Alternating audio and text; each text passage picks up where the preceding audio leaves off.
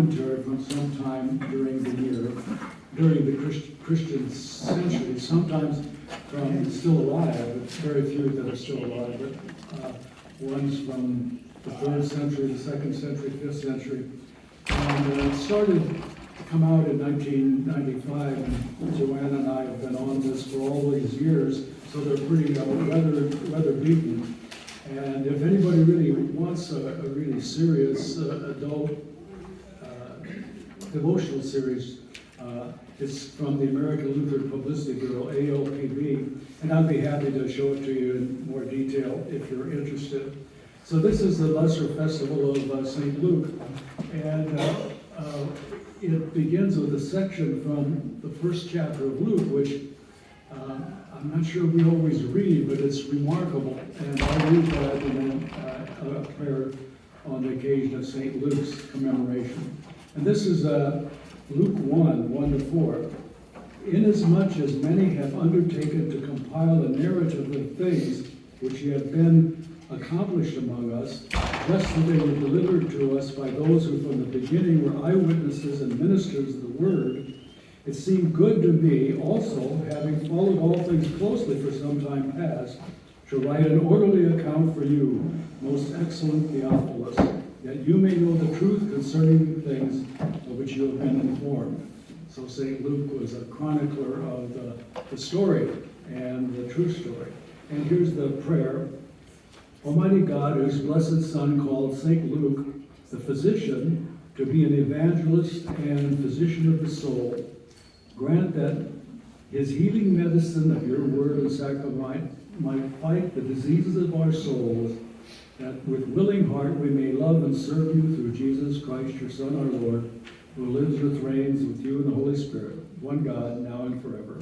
Amen. Amen. All right. Well, everybody should try to get a handout. It'll be hard to follow without the brilliant chart that the chart to end all charts is there. Before we launch into that, I wanted to report on some reading and I did it this week that got me very excited. One of the major public theologians of our era is a guy called Ross Douthat, who writes for the New York Times, an Orthodox Catholic writing a regular column for the New York Times. That's something special, and he's uncompromising about his faith, but he writes so well and gently that he hasn't got kicked off yet. He writes also for the National Review. He does movie reviews for National Review. We had it at Royal College some years ago. Remarkable guy, and has kind of elevated more and more in terms of public knowledge of him and his wisdom and his writing. And one column he wrote today was, this past week, was referred by Rod Dreher, another public intellectual that most people know about, or at least a lot of people connect with Rod Dreher, who wrote The Benedict Adoption. Most people have heard of that, as well as Don't Live by Lies, which was his second book. And now he's got a new book out called Living in Wonder. And he kind of gave up the polemic against the soft totalitarianism that's coming in against Christians, and decided on his third book to write about transcendent experiences that are persuasive about the truth of the Christian faith. There's demonic possession and there's transcendent moments. And anyway, Ross Douthat wrote about 3 books that are kind of signals of the turning of the age. And he talked about the past age of the great atheists, Dawkins and Harris and 3 or 4 others, who announced the death of God and polemicized religion. Well, as you probably know, Dawkins, an English professor, a guy in England, has recently confessed that he wants to live in a Judeo-Christian culture. He's not a believer, but he wants to live in a culture that's been shaped by the Judeo-Christian tradition, because the culture's falling apart. And one of the symptoms of that is polarization and kind of the religionization of political differences. So he reviewed these three books. Dowd reviewed these three books. One by a theologian by the name of David Bentley Hart, who talks about the material world can't be understood. The world can't be understood in a strictly material sense. One has to, on the basis of one's own self-consciousness, posit something far more. And then the second book that Dowd reviewed was one by a physicist who has come to an atheist physicist who has come to some of the same conclusions that Christians come to, that there has to be intelligent design. And here's an atheist who's admitting that. So Dowd thought those were two remarkable books, but the third one he remarked about was Living in Wonder by Dreyer. And he was very taken by the whole book.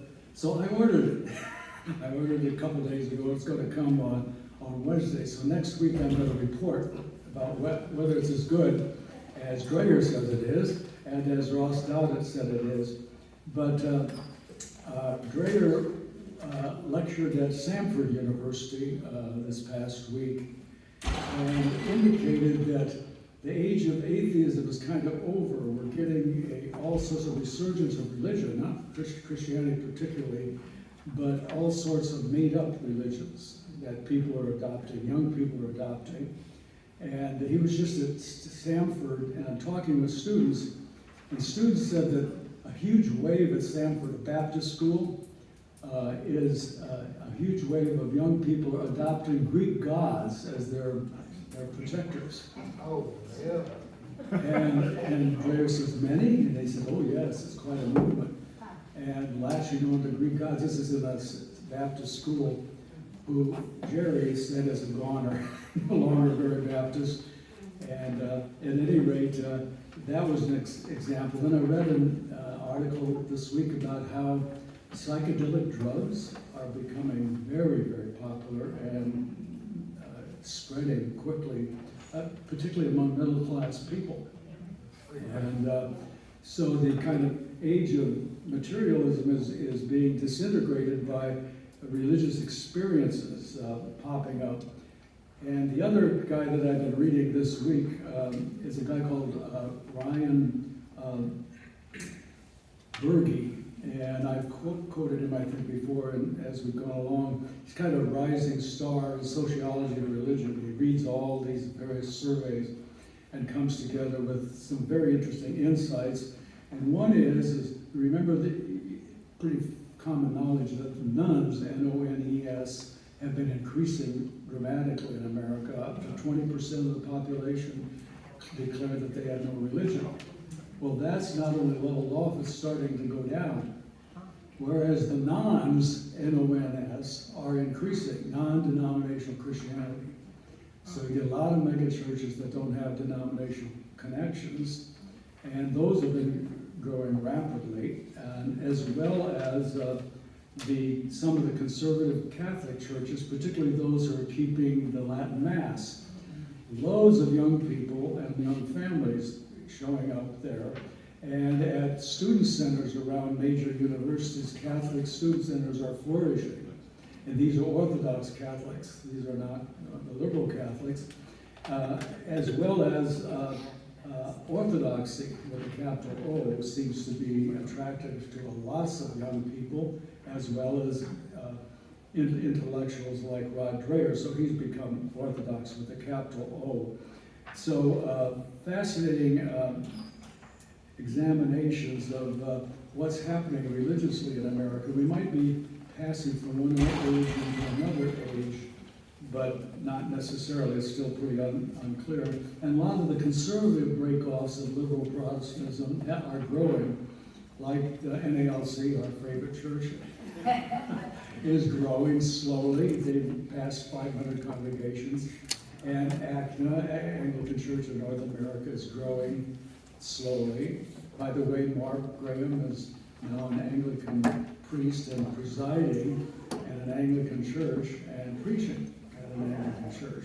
So I rejoice with him because he had a couple of hard years trying to find a church that he and Rena liked. So they found the place.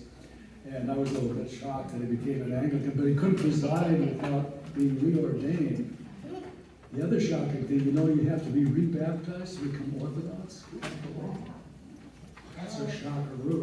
But, so rebaptism. I know a couple of young people at Royal College who become Orthodox. And I asked him, do you have to, one was Catholic, and he had to be rebaptized from Catholicism or Orthodoxy. Anyway, so there's growth along those lines. And later on in the lecture, I want to draw upon Berge again with some analysis of how religious groups vote and how they participate in politics. Very interesting stuff, and I'll get to that if I ever get to that. Anyway, thus far we've had, in my book, I won't go all the way back to the beginning of our course, a critique of separating religion and politics, and the main one being where secularism is trying to drive out religiously based moral values into the public sphere. And not only that, more dangerously to come after you in your callings in public life, not only in politics, but in your callings. So the baker who was required to, asked to do a cake for the devil smoking a reefer, and he refused, they go after him.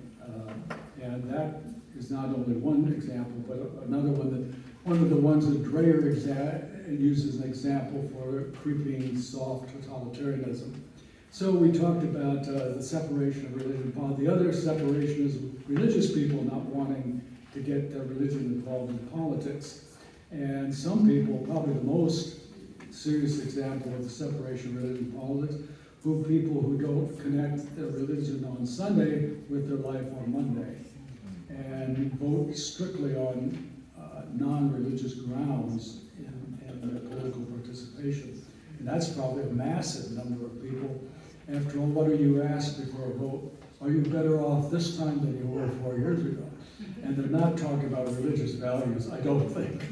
They're talking about economic status.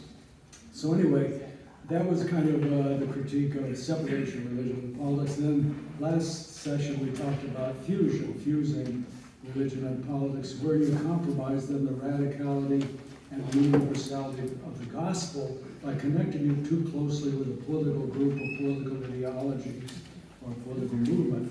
And then you compromise its radicality because it looks like what we do politically is redemptive, which from a Christian point of view is not. The only redemption we have is from Christ, vertically through God and Christ, and invading our hearts, as it were.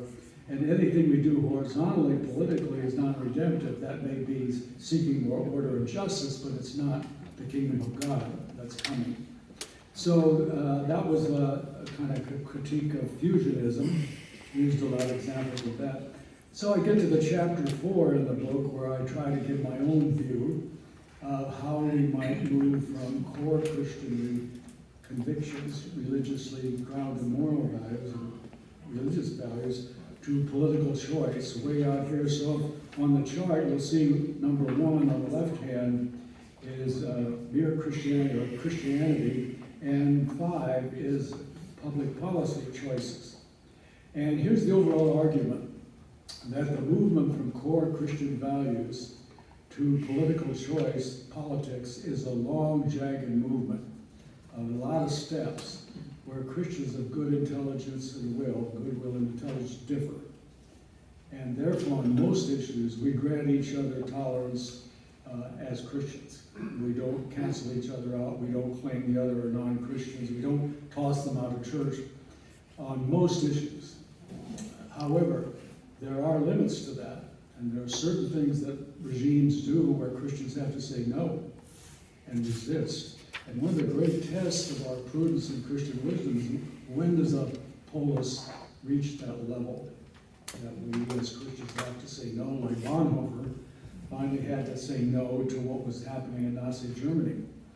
Do we move, when would the United States move to a point where we would have to resist as Christians? Big question. I don't think we're there, but you can think of some people that we are, but very serious question. When would our country go off so off the rails that we would have to resist?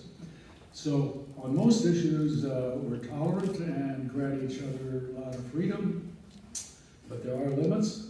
And then the other part of the argument is on 3 issues, we should probably move across the various stages and agree on a basic direction. One is pro-life, that means at the beginning of life and at the end of life. The second one is religious freedom, extremely important. And that's not just what you do on Sunday, it's your expression of religious values in your callings and politically.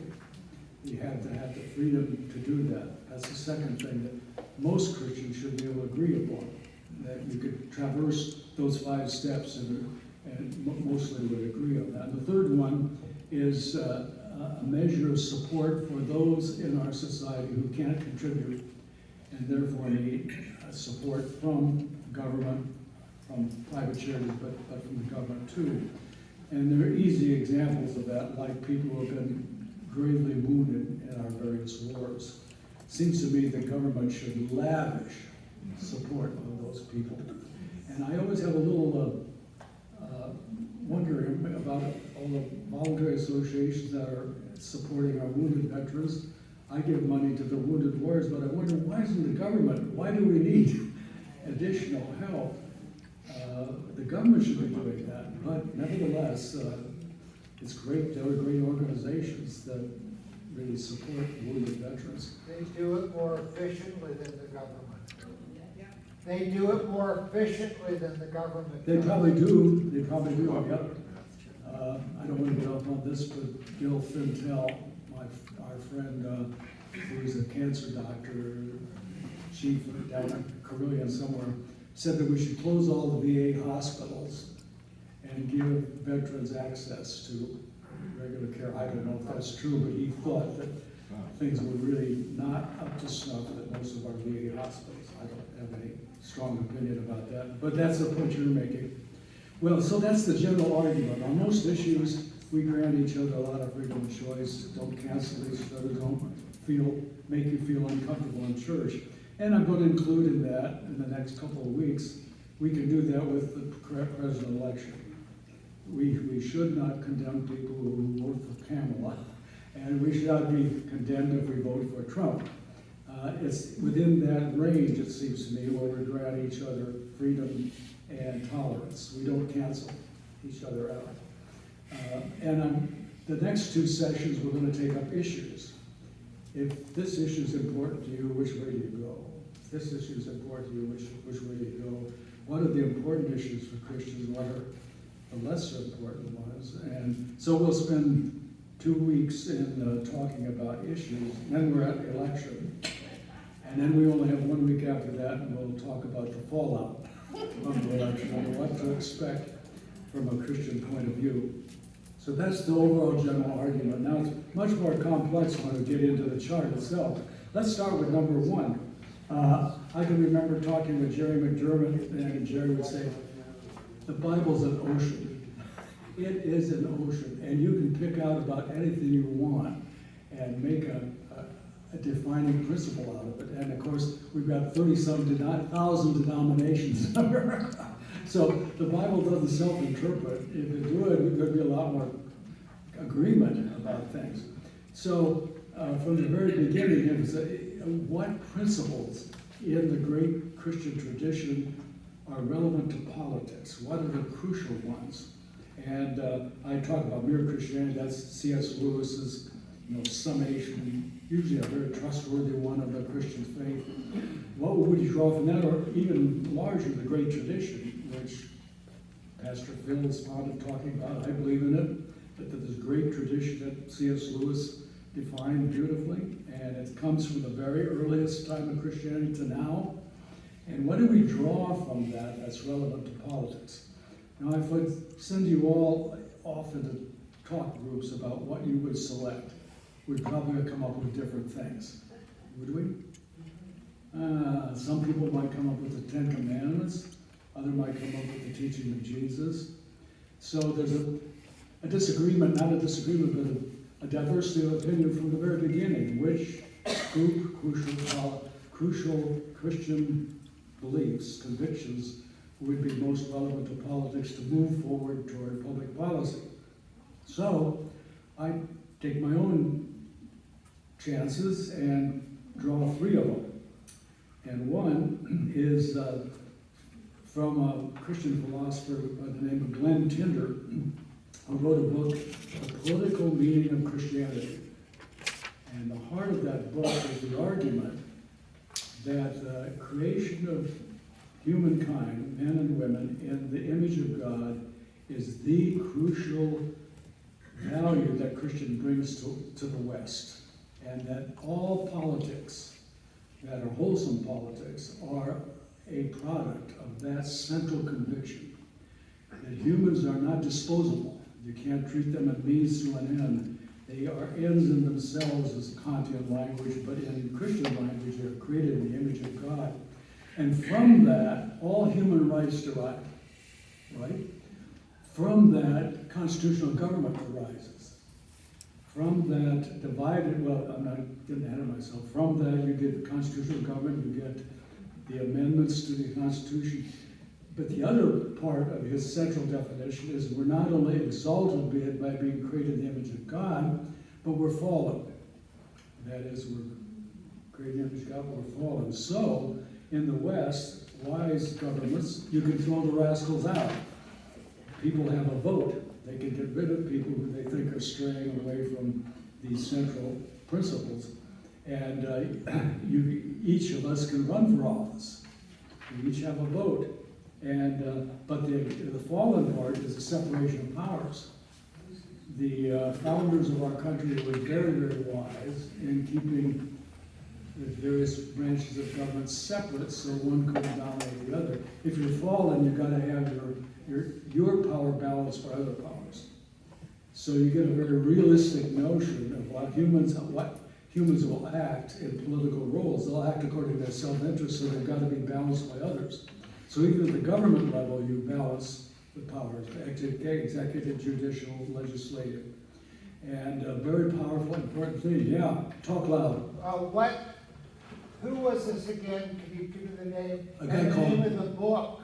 Glenn Tinder, Tinder.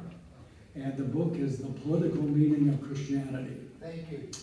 A very, very powerful book arguing that that is the central value that shapes the West and in its most wholesome political dimensions.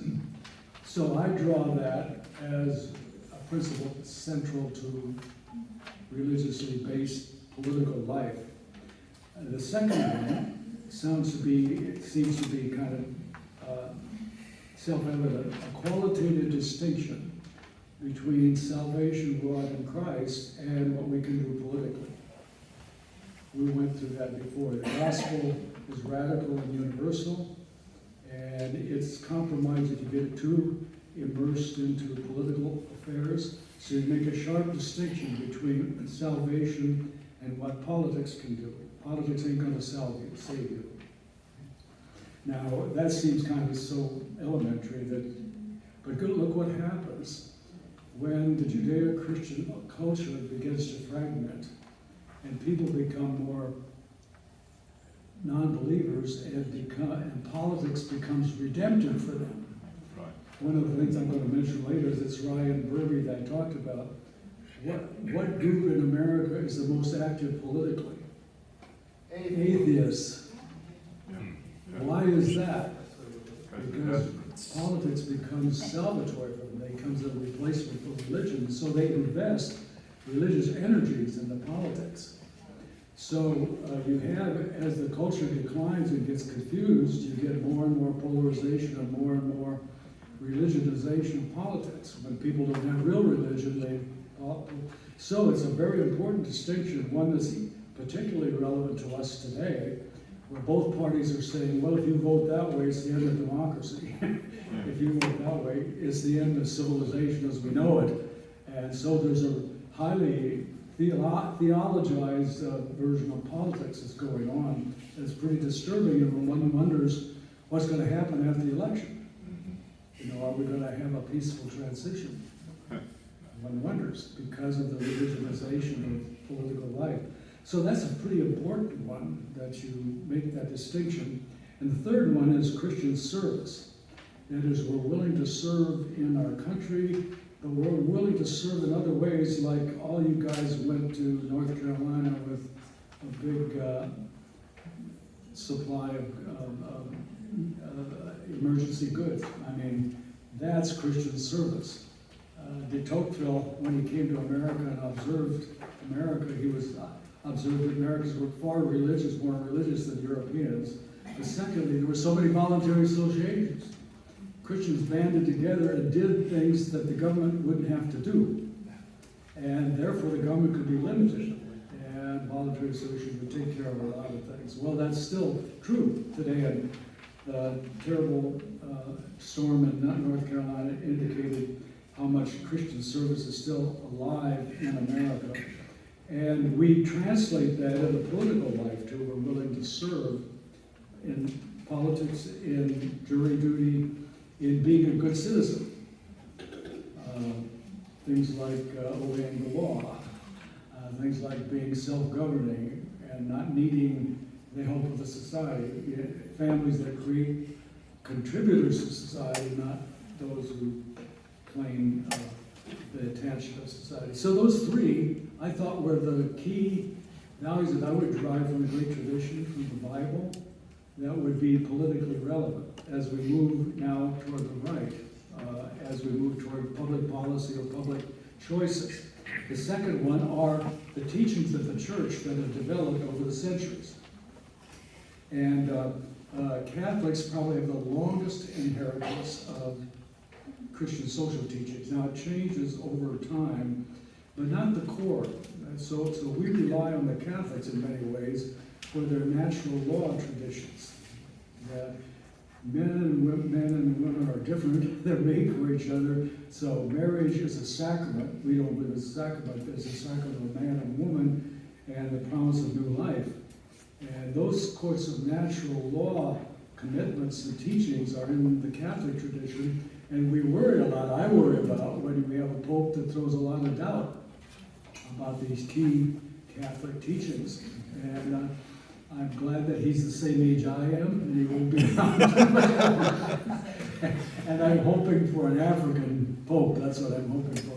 But he's appointing bishops now, and probably going to make sure that you don't have an African bishop. Anyway, that's a skeptical notion. So you have Catholic social teaching, but every religious tradition, the Lutherans now have the confessions. And the confessions include the catechisms, and there's moral meanings in the catechisms. Luther and Melanchthon, when they went out to the new Lutheran towns and the Lutheran territories, were appalled by how people were living. So the first thing they do is write the catechism. And they hoped that every Christian home would teach the catechism so that their children would be good citizens.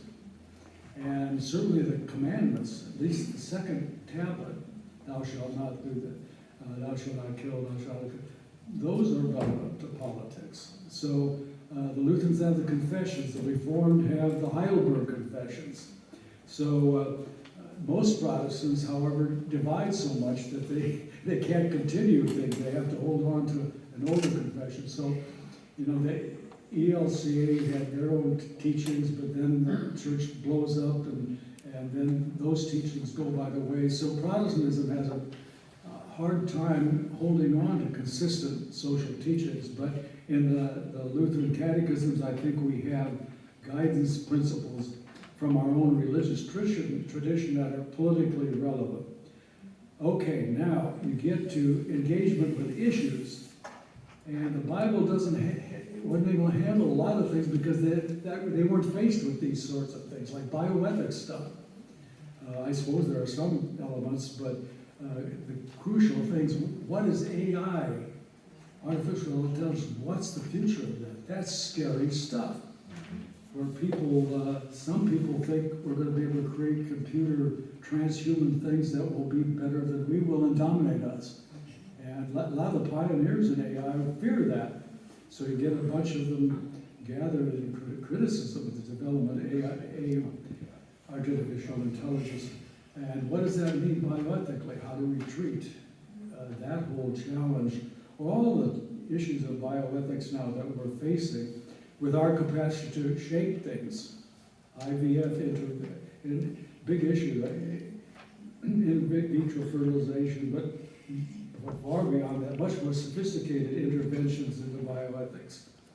Sexuality, the sexual revolution and transgenderism, issues that the Bible never saw coming, and most of us never saw coming, the sexual revolution, the LGBTQ, what this Rusty Reno calls the Rainbow Reich, which once was appeal to live and let live, but now is a very militant ideology that wants to challenge traditional Christian believing. And then diversity, inclusivity, and equity. How do Christians face that? Which is in the government everywhere. And in the Minnesota government with Tim Walz is in there, and that's one of the issues in the re-election. Are we going to have a government shaped by DIE, or is it going to be more open to excellence from not all these quotas, not cultural Marxism, which will marginalize white Christian males and will marginalize Jews? That's what we found out, surprisingly, that the DIE formula goes after Jews because the Jews are a settler colonial state. Most of them came from Europe, that's their argument, and therefore they're totally illegitimate. They're the oppressors.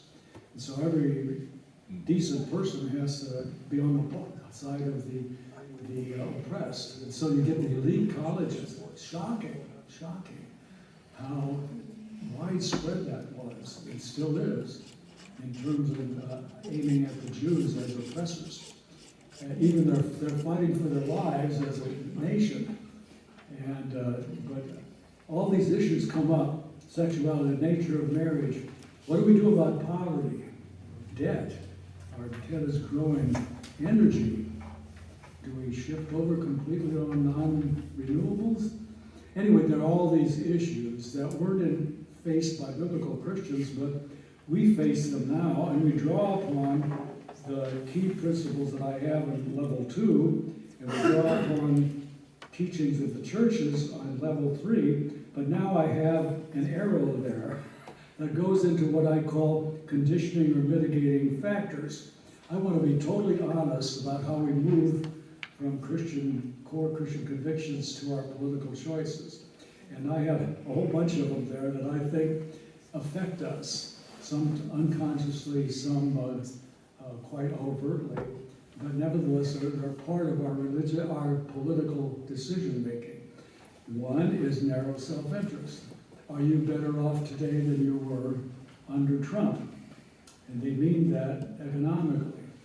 And that seems to be the main questions you're posed, right, in the election. Are you better off now than under Trump? So that's your narrow self-interest. How are you economically speaking? And all of us here, to be honest, would say somewhere along the way we think about that in our political decisions, don't we? I mean, I wouldn't vote for somebody who was really disruptive of the economy. What's our guy from Vermont? Bernie Sanders. I wouldn't vote for him because he really is a socialist, and he would shape up things pretty badly. And so I would. So economic self-interest does figure in for me, but only on the edge.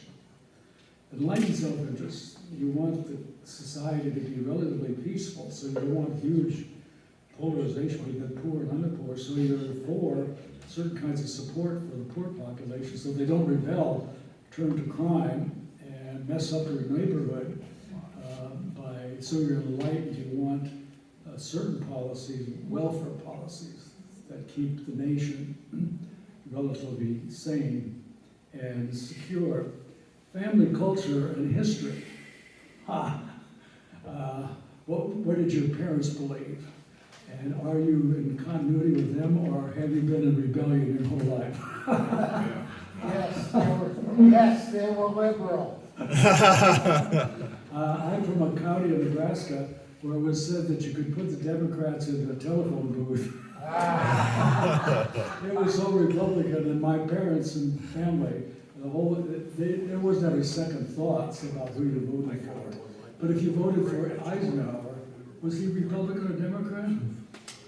It wasn't very polarized at that point. So, but everybody was Republican. And one of my friends said, Nebraskans are conservative anarchists. They're conservative and they don't want anybody messing with them. So anyway,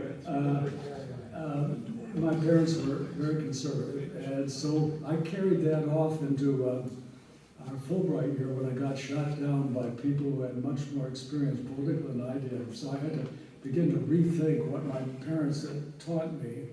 And then I had a phase of kind of radicalism. I was in the 60s and the liberal idealism of the early 60s. All of you are too young to remember that.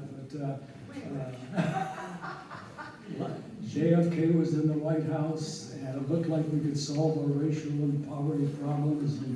And it was a buoyant time, and I really sucked that up big time. And when it turned more radical in the later 60s, I tried to follow that too, but discovered I couldn't. But in that period, man, I had a lot of arguments with my dad. Boy, got pretty hot. And anyway, now as I'm in my 80s, I think I'm more like my dad. So, but some family cultures are really strong, and you just transmit that family culture. So I don't know that it's completely irrelevant to me even this day, my family culture, where I came from, and the politics that are kind of subliminal from my growing up years. So, and for some families, it's very deep, I think. Learned when regional culture and history. Found out coming to the South that the South and the Midwest are a lot alike politically. It's very different in Chicago, very different than the Northeast, where all the states now are blue, and you think very differently about. It's always puzzled me how the states could be, the big cities could be so thoroughly blue, you know? It's amazing. And that regional stuff is very, very powerful. And in the South, being conservative is pretty dominant, although that's changing as Yankees come south. The first time I was called a Yankee was when we moved to Salem, and one of our neighbors called me a Yankee. And I've never heard that before. I mean, Nebraska's not a Yankee. Yankees are from Connecticut, you know. But in the South, if you're north of the Mason-Dixon line, you're a Yankee, right? Anyway, regional culture and history, a huge difference in political choices, it seems to me. It's easy to be a conservative in Southwest Virginia. It would be much harder to be one in D.C. D.C. has something like 3% conservative, 97%. Yeah. How can that be? I used to joke with the couple of conservative friends that I had when we lived in D.C. that we used a secret handshake or something. Just so no one else would know. Yeah, exactly. I got the ichthys in the same. Well, regional culture and history, you can all see that, and national culture and history, and here I'm putting it into a much larger scheme.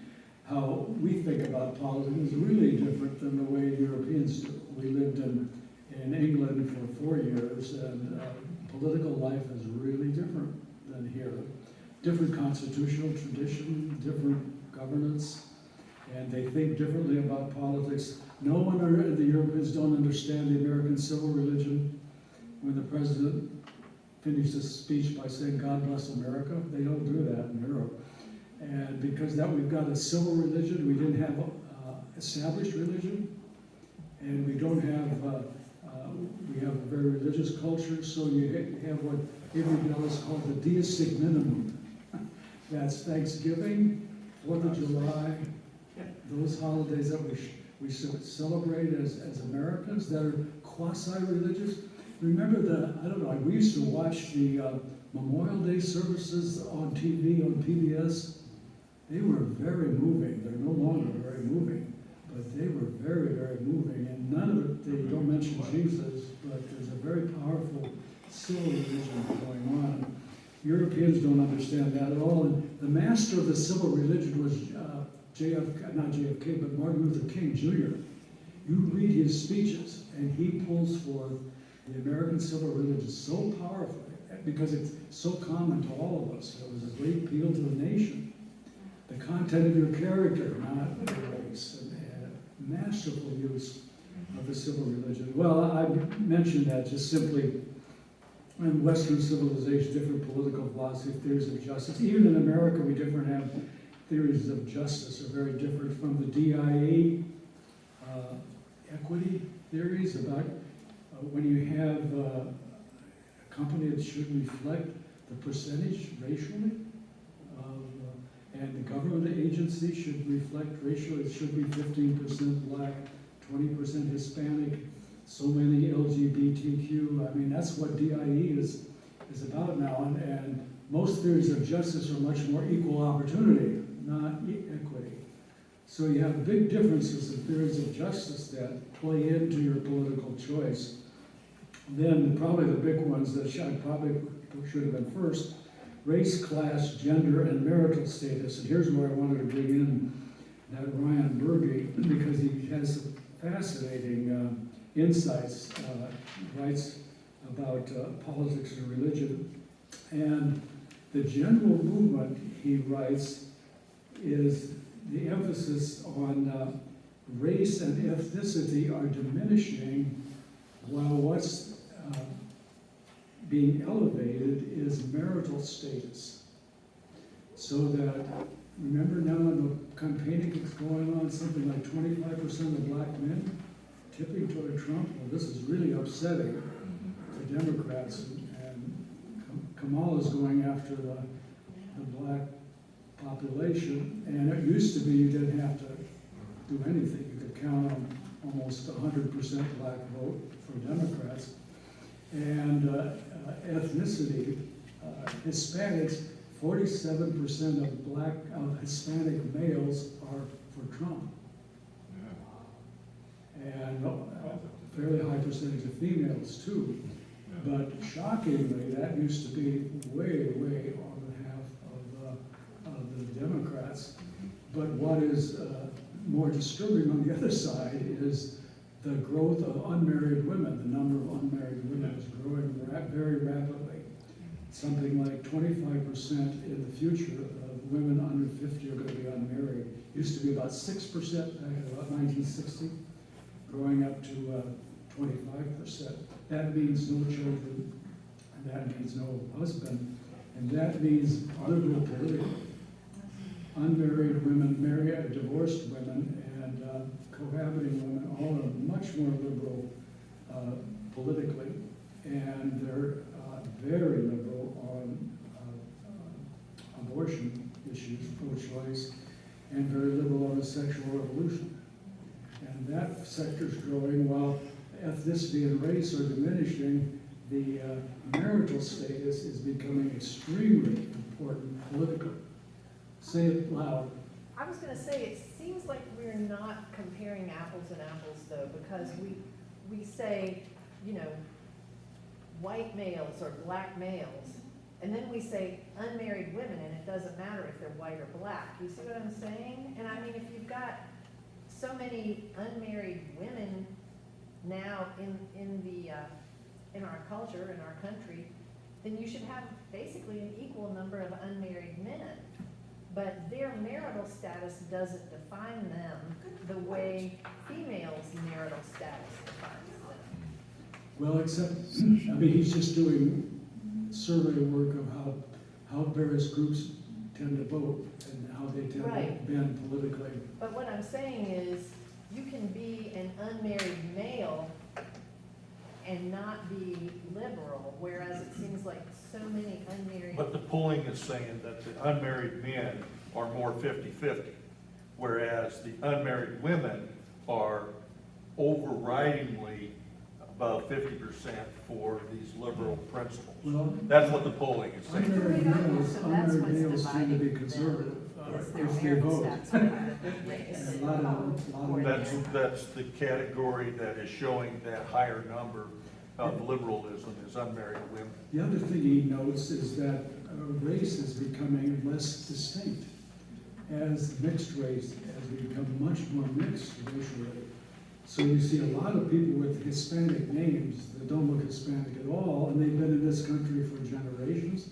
And is it an old lingering symptom of racism that when a man or a woman is 1/4 black, we say they're black? Instead of, That's right. I mean, Obama is half black, half white, Yeah. but he's considered to be black. Seth Curry, one of my basketball heroes, looks white, has a white mom, and we call him black. So, that's a kind of a lingering It is. and disturbing, and I think in the long run, we're gonna be mixed enough that we're not gonna, well, the point he's making in this survey is that race is not making nearly the impact on political choices it once did. And if we get further into mixed races, it's gonna be even less definitive. So anyway, those were kinds of things that Berge brings up. And he also, and, oh gosh, I don't wanna get too, he also does a thorough investigation of how various religious groups vote. Fascinating. And it's not the churches, it's lay people, what I call the indirect way, how lay people tend to act politically. And the first one was how they vote. And guess who the most liberal people are who belong to two denominations? Who would you say lay people from which denomination would be the most liberal politically? Episcopalians. Unitarians, yeah, Unitarians. Right up there was United Church of Christ. Or Methodist. United. No Methodists are much more mixed. Mormons. Even the ELCA Lutherans are 51% conservative, 50%. So Really? ELCA isn't like its leadership. Huh. But the top of the line in terms of liberals are Episcopalians and United Church of Christ. Both are which are free fall in terms of membership, and probably not highest in terms of religious participation. Do Episcopalians go to church as much as Missouri Synod Lutherans? Probably not. At any rate, they tend to vote way up, 70% or something like, tend to vote liberal. And the top ones in terms of voting conservative, similarly about 70%, were interdenominational people from non-denominational churches. Interesting, right? That the non-denominational churches tend to be very much more politically.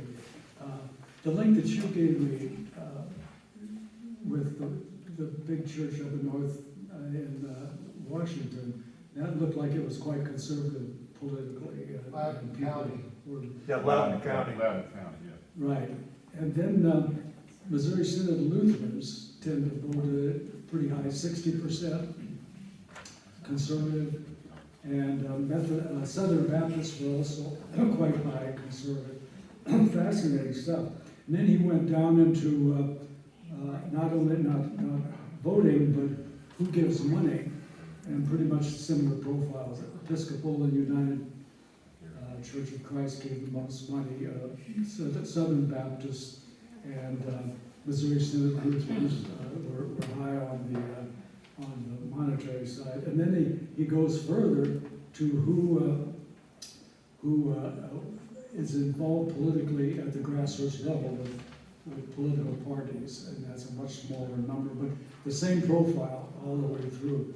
So I just want to add that that's really fascinating how you're going to interplay that group. That I was going to do is number 10. I skipped peer group and culture. Boy, that's a very powerful one in terms of voting and political choice. If you're in a group where you're really going to be punished for going the other direction, the tendency is to hew the line.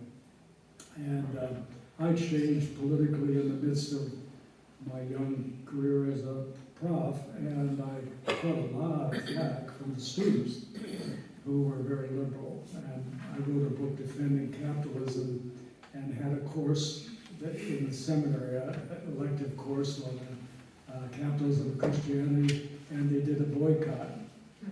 And I weren't able to do the course. The whole time in my 60-year career where they boycotted the course and I couldn't do the course.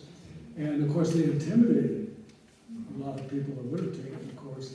So it was hard for those students to go against the grain, take my course. And I really felt kind of isolated and punishment for breaking ranks, as it were. And Norman Plantaurus was a lifelong liberal, and in the 60s began one of the new neoconservatives who said famously that a conservative is somebody who's been liberal but Lynched by reality. yeah, a conservative is one who's been engaged, no, in much more vigorous word, something by reality. Anyway, he became the editor for commentary and Weekly Standard. So anyway, peer group pressure is strong in terms of your political choices. Intensity of religious practice. The more people practice weekly and are deeply involved in religious community, more conservative they tend to be. So Episcopalians aren't very active religiously, but they're very active politically. So very interesting things. Well, those are all conditioning factors, but I try to be honest, that affect our political decision making. So we engage these issues, then finally come to choice. Each of us choice comes to a political choice on a bunch of issues, and in the election that's coming up. And as I said in my initial comments, on most of the issues before us, political issues before us, and policies before us, we can disagree and grant each a lot of tolerance and freedom, but there are limits to that. And I said, what are the limits? And I don't think we've reached that as a nation yet, but it looks like it could be very wide open abortion on one end and putting people to death on the other end, assisted suicide on the other end. And I guess that wouldn't be enough for confessional resistance, but if they started putting people to death involuntarily, then we might start as Christians to resist as Christians. Yeah. So why wouldn't abortion be a limit? Good question. Probably because, that's one of the things I wanted to mention. I mean, when one of the candidates' platform is to get rid of the filibuster in the Senate so they can pass a law for abortion and replace Roe v. Wade, that should be a line, I would think. And Tim Walz in Minnesota signed legislation that would not even save babies who survived abortion. Boy, that's getting close to resistance and confession. As if it wasn't already. And so that would be one of them that you're bridging close. And as you say, some people already think we've reached that limit with abortion policy. Yeah. Or if all medical schools collectively say, in order to get your medical degree, you have to perform so many abortions. Right. I think it's a big Yeah. Yeah. Just this month. One of the things United that States. in that statistics that I was telling you about was unmarried women being much more for abortion. And 87% of abortions are done by unmarried women, which is stunning. And probably if you do the racial analysis, That's I would guess that would be lots of black women, impoverished black women who can't stand to have another child. So that's a really stunner. So, and in terms of abortion, in terms of abortion's ratio to bringing forth children, unmarried women are 10 times more likely to abort than married women. So it's a huge gap there. But that's where you'd have some reservations, right, about abortion. When poor women come forth, now they shouldn't have been promiscuous sexually, but maybe it's rape or whatever, and they come forth for an abortion. Rape, would we provide that? Well, we're getting into lots of hands. discussion, yeah. Well,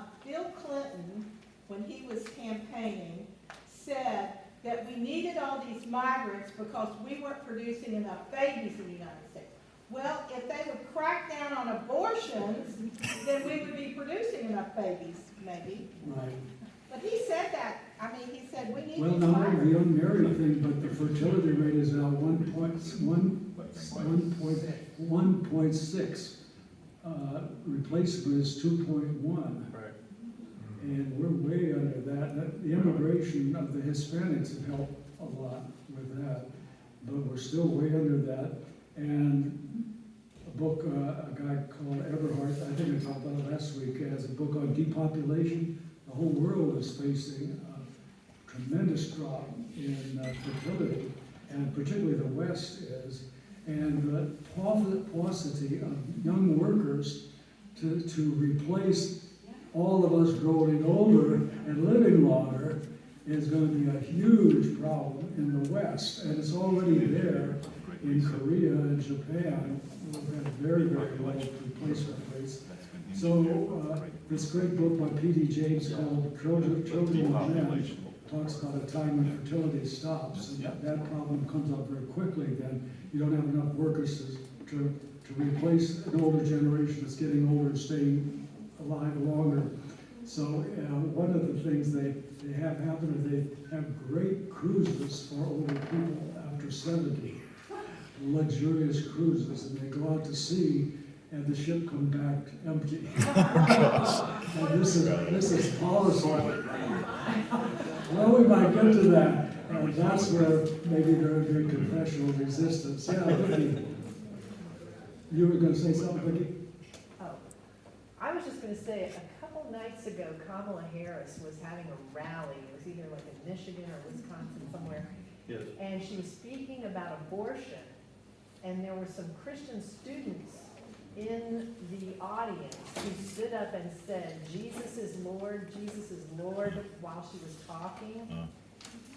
And she looked at him and said, you're at the wrong rally. You need to go to the other rally. You Christians need to get out of Yeah, here. you Christian, smaller rally. And they were escorted out. And then there was a video of an older woman pushing the stage. Can't you do that? What do you say to politicians that say, I personally am against abortion, but I'm, supporting Well, that was Biden of all things.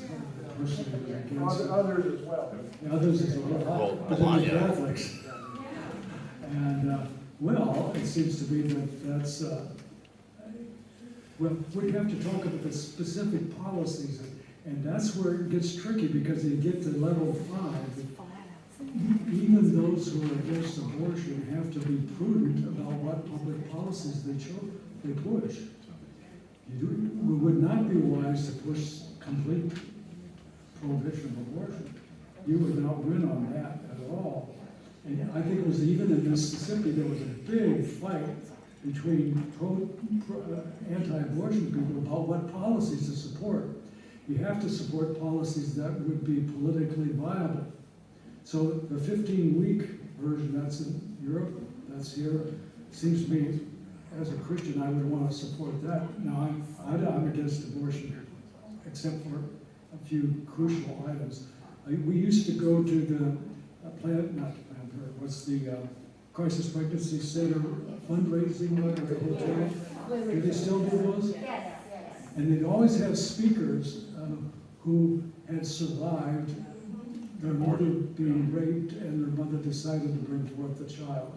And that's the heroic response. But even as a Christian, I don't think I would require that abortion or incest, that they bring the child. Now that is really ambiguous politically. So it seems to me when you get to policy, even Christians have to be tolerant of each other and different policies we want to go after. So it really becomes very complex. And so I say that the movement from the crucial Christian conviction on the value of every life all the way to what kind of policy you want to support is a jagged one with a lot of different steps in it. Let me finish with the argument that perhaps we as Christians ought to move together on a general pattern, and that I've already mentioned that earlier.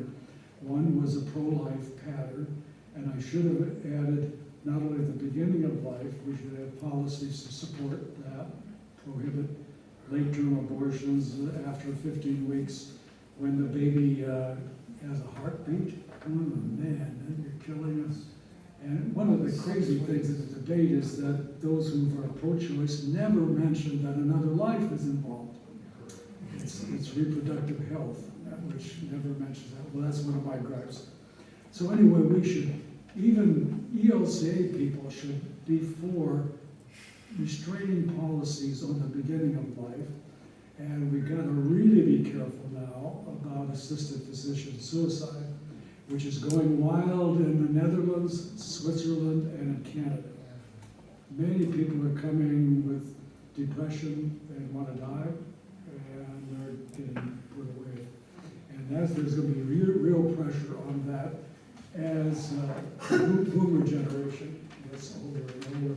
Already now, can't you feel, at least I find, go to the hospital, hard to get appointments, and I see all these older people around, not like me, of course, but trying to get an appointment and they can't get in. Even younger I mean, people. huge pressure already, and think what it's going to be in a generation. I'm sorry, go That's ahead. insane. We're in a war, and one tactic of war is to divide and conquer, and that's happening in our church. If we weren't so divided, we would be able to overcome this. Don't you agree? Between the Well, two elements, all the I don't like elements of I Christianity. don't like to prematurely theologize. No. No. All the elements of Christianity. And make us on God's side and them on the devil's side. I think if you talk about issues, I'd be willing to talk more about that. That's a devilish thing to talk about unrestrained abortion. But I want to be much more careful about people and designating them of the devil and us of God. I think it's more mixed and confusing than that. I would have to give up my relationship to at least two of my kids if I believed that they were on the devil's side by voting for Kamala. So I'm not going to do that. Yeah. It's not the people who have the thought that it is the devil. It's the idea. It's the thought that is of the devil. Right. And the fact that God Saad wrote a book, The Parasitic Mind, where he talked about all these ideas that are from the devil infect us, infect people, and cause him not to think straight, even to the point of not having conversation. And certainly there are movements that are of the devil. For example, the Nazi movement What's that? was of the devil. That was an evil movement. And the Bolshevik movement was an evil movement. As far as I can see, the politics of the West is pretty mixed. We're a Judeo-Christian culture, and that's still mixed in with everything we do, including people on the other side. So I don't want to demonize the other side too. I want to be passionately for one side, but I don't want to use language, theologize it too quickly. But it seems like abortion is a clear line. It's just, Abortion should be a clear line, where Christians should be on one side of that line. a clear line. Where would you put the line?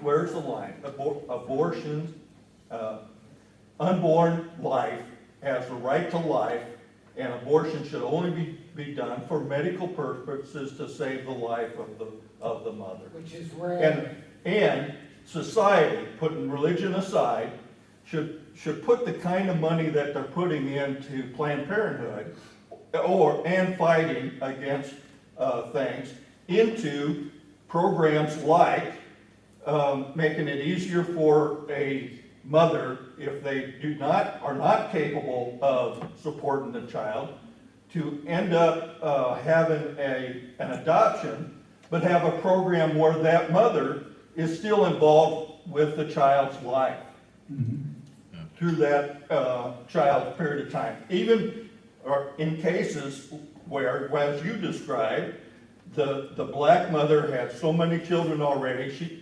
they can't bring up another child. But we should put money into those kinds of activities that are good for society and follow the Bible. I agree, ethically speaking. But we can't discuss it because there's just one side or the other side. We need to come lovingly to people who are infested with this parasitic mindset.